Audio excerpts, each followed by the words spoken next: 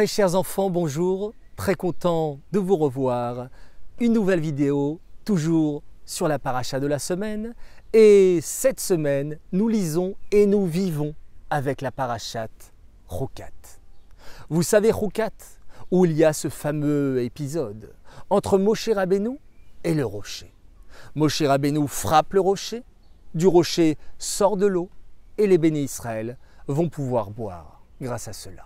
Mais vous savez qu'à cause de cela aussi, Hachem va dire à Moshe, « Tu ne pourras pas rentrer en Eretz Israël. » Étonnant, surprenant, Moshe Rabbeinu, un gadol, un tzaddik, le plus grand tzaddik de tous les temps, lui qui nous a accompli tant de miracles, il nous a délivrés d'Égypte, il nous a fait traverser le désert pendant 40 ans, il nous a fait traverser la mer Rouge. Moshe Rabbeinu, à cause de cette toute petite erreur, il ne va pas rentrer en Eretz Israël. Mais pourquoi? La réponse est la suivante, les enfants. Hachem, en fait, dit à Moshe, « Prends ton bâton et tu vas parler au rocher. » Il lui explique, « Si tu penses que les bénis Israël sont méritants, alors parle au rocher. Par contre, si tu penses que les bénis Israël ne sont pas méritants, alors frappe le rocher. » Moshe prend un temps de réflexion et se dit « Ces bénis Israël quand même, pendant 40 ans, ils m'en font baver. J'en peux plus. Un coup, ils ont faim. Un coup, ils ont soif. Un coup, ils ne veulent pas rentrer en Eretz Israël. Un autre coup, ils veulent retourner en Égypte, sans arrêt, en train de se plaindre. Peut-être que les bénis Israël ne sont plus méritants. » Hachem, en voyant cela, il dit à Moshe, « Toi qui ne trouves plus les bénis Israël méritants, alors tu n'es pas méritant pour rentrer en Eretz Israël. Mida keneged mida, mesure pour mesure.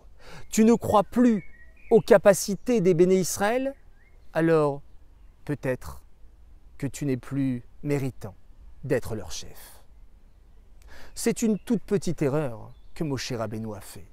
Ce très grand tzaddik, je ne sais même pas si on peut parler d'erreur, mais en tout cas, pour nous, ça doit nous apprendre une leçon très importante. Nous sommes tous responsables. On est responsable de nos petits frères et sœurs, responsable de nos cousins, de nos cousines, de notre famille, de nos amis. On a tous des responsabilités, même très jeunes. Par exemple, ma maman va me demander de faire attention à ma petite sœur et de lui donner son goûter, son yaourt ou sa compote de pommes. Alors je m'installe à côté d'elle et je lui donne une cuillère. Mais là, elle me fait des caprices, elle en met partout. Et moi, j'en peux plus. Je peux me dire, bon, c'est un bébé, elle n'est pas capable. Non, les enfants, je vais lui envoyer de la bonne énergie. Je vais lui dire, tu es capable ma sœur, allez tiens, une petite cuillère, t'es la plus belle, t'es la plus jolie, tu sais bien manger. Et grâce à cette force que je vais lui envoyer, ma petite sœur va manger tranquillement et proprement. Autre exemple, je suis au parc avec mon cousin et il veut monter sur le toboggan. Très bien. Si je dis attention, attention, tu vas rater la marche, attention, tu vas tomber, ben, il finira par tomber le pauvre. Mais si je lui dis bravo, tu es courageux, tu es fort, tu vas réussir, tu vas le faire, je vais lui envoyer plein de bonne énergie. Je vais croire en ses capacités. Et vous verrez, il va réussir à monter les marches du toboggan et il va s'éclater. Il va sourire et je vais lui donner plein de confiance en lui. Les enfants, nous sommes responsables et on doit toujours croire aux capacités des autres. On est également responsable de notre propre personne. Des fois, on peut se dire « je suis fatigué, j'ai la flemme, je ne peux pas, c'est trop dur, c'est pas pour moi. Je ne crois pas en moi. » Non, non, non, les enfants. Je ne vais pas faire l'erreur du rocher. Je vais dire non, je suis capable, je vais réussir, je suis en forme, je vais le faire.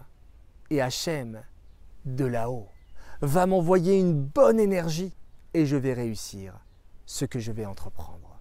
C'est un message essentiel, fondamental que je vous partage aujourd'hui. J'espère que vous le prenez.